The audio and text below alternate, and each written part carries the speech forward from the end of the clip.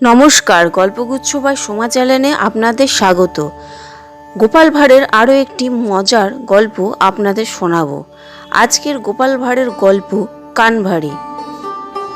একদিন গোপালের কোনো বন্ধু এসে মহারাজকে কানভাড়ি করার জন্য গোপনে জানালো, গোপাল আপনার একজন কর্মচারী, লোকটাকে আপনি খুব বিশ্বাস করেন, তাই তার হাতেই টাকা কড়ি খরচ করার ভার দিয়েছেন। তিনি আপনার অনেক টাকা সরিয়েছেন, আপনি হিসেব মিলিয়ে দেখুন।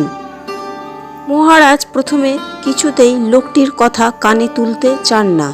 বলেন, গোপাল আমার বিশ্বাসী লোক, সে কখনো অমন কাজ করতে পারে না।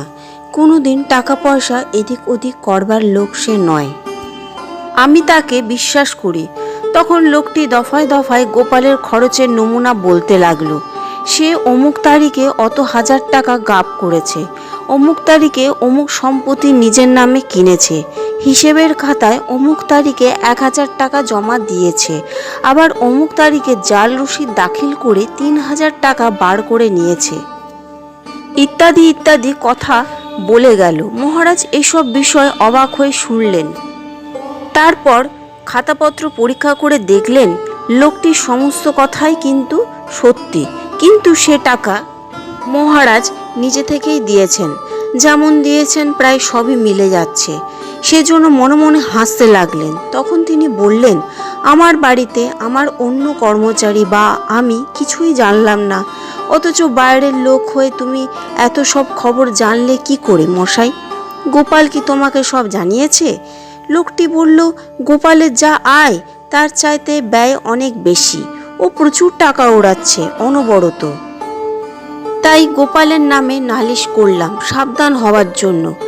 মহারাজ বলেন, তা বটে, তোমার নামধামটা বাপু আগে জানতে চাই, তুমি কোথায় থাকো এবং তোমার নাম কি? লোকটি সব বিস্ময়ে প্রশ্ন করল, আমার নাম?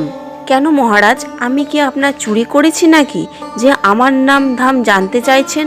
আমি আপনাকে সত্যি কথাই বলছি। মহারাজ বললেন, কারণ 2 নম্বর আসামি বলে তোমাকে গ্রেপ্তার করতে হবে কি না?